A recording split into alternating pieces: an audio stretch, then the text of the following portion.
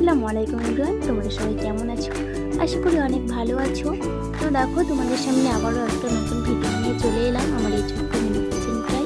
তো আমার এই স্টেপটা কেমন লাগছে অবশ্যই তোমরা কমেন্ট করে জানাবে। তো দেখো, এখানে আমি একটা বিশাল আকারের রূপকাঠির বড় ডিম সেদ্ধ করতে দিয়ে দিয়েছি কড়াইতে।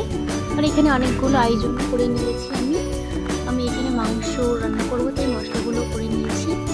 আর দেখো, এই পাখির ডিমটা ততক্ষণ আমার সেদ্ধ হয়ে গেছে।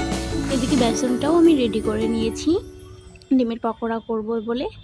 আর তার আগে আমি ভাবলাম টমেটো কেটে রেখেছিলাম, টমেটো দিয়ে টমেটোর দুটো চপ করে নিই। তো এই টমেটোর চপ তোমরা কারা কারা খেতে ভালোবাসো অবশ্যই কমেন্ট করে জানাবে। তো আমার টমেটোর চপটা ভাজা রেডি হয়ে গেছে, একটা ভাজা হয়ে গেছে। তো এইভাবেই আমি সমস্ত চপগুলো ভেজে নেব। আর তারপরে দেখো, আমি ডিমগুলোকেও কেটে রেখে দিয়েছি সাইজ করে ডিমের পকোড়া করার জন্য।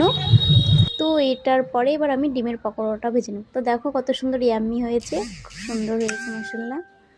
তো এইভাবে আমি ডিমের পকোড়াটাকেও তৈরি করে নেব। এই যে বেসনে ডুবিয়ে আমি তেলে ছাড়লাম ডিমের পকোড়াটা।